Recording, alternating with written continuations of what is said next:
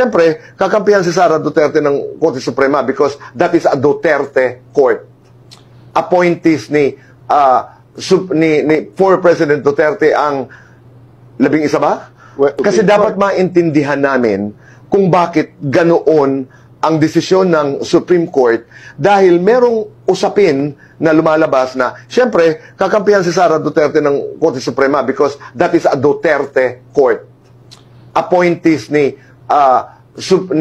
former President Duterte ang 11 ba? Well, first, every time may decision na hindi maganda, natural na tinitingnan sino nag-appoint, but that is generally unfair unless you have more than a Duterte court. Number two. But you're aware, Alan, that's a political statement. Yes. Okay. But number two, it's unanimous eh.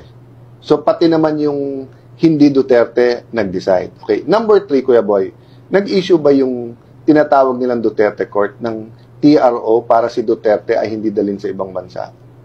Tingin nyo ba ano mas urgent sa Duterte family at sa mga supporters ng Duterte? Huwag ma-impeach si Sara or huwag ma-export at madala sa Hague si Duterte?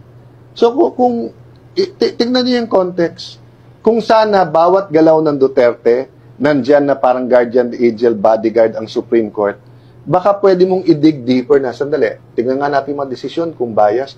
Hindi, I get it.